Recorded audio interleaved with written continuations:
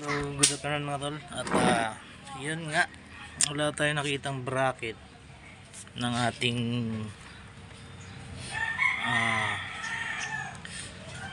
caliper na RCB S-series. So, ang ginawa natin, bumili na lang tayo ng bago. So, ito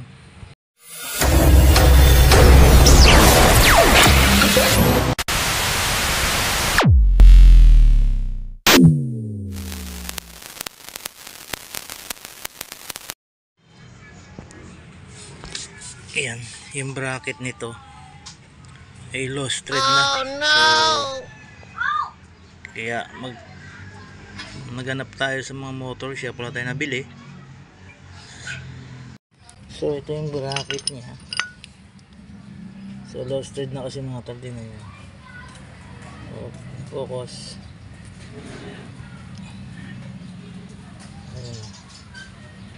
Ayan.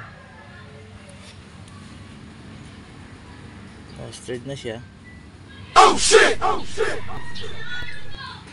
So, kaya hindi natin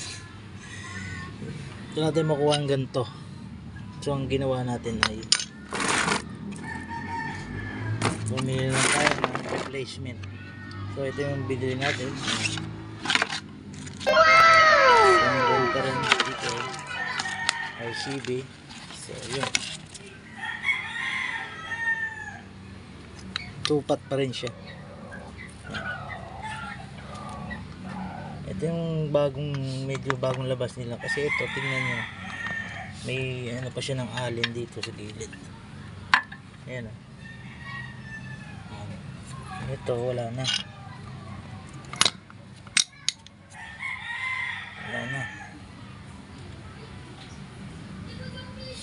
Ang tanong, ayan, pang NMAX.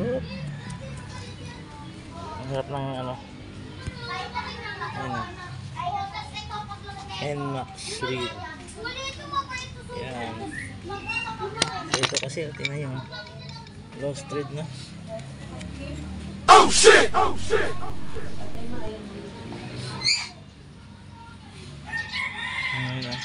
Yung pinakaano niya, wala nang kapit.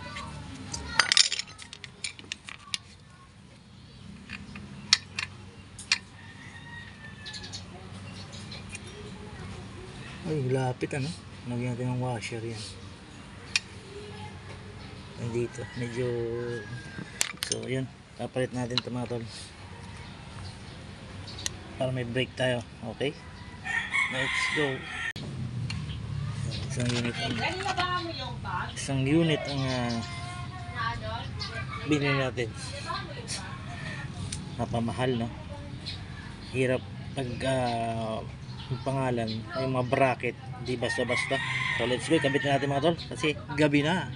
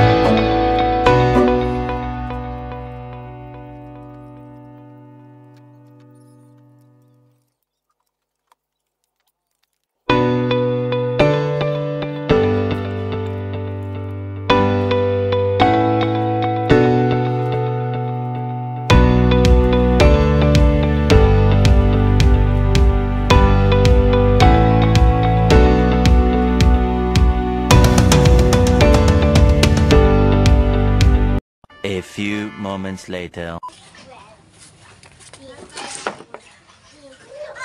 Alright na. Ito na nakakabit ng mga tolo. Ayan. So okay na. I-bleed na lang natin. So at least okay na. Napalitan na natin ang ating brake system. Ayan. Wow. So i-bleed muna natin. So sabay test drive. Okay, standby lang mga tol at babalik tayo. Hanggang dito na natin video siguro, no? Kasi gabi na eh. Ayan. Installation na. Lagyan natin ng washer kasi mas mahaba yung ating ano, Bahala ka sa buhay mo. Ginusto mo yan eh. bolts. Laki na. Kasi yan, okay lang yan. Malapit kasi sa ano, sa brake. So dinoble ko lang kasi ano to eh, special bolt, hindi yan stock. Isa rin yan siguro sa dahilan kung bakit ano no, sisira yung ano natin. Pero mas maganda siya, madaling maglinis kaysa dito. Oh. Ito yan eh.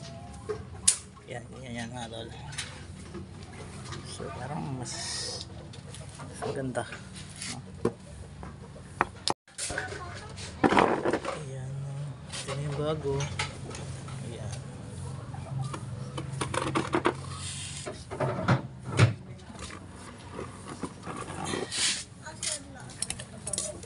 Ito yung luma natin. Oh.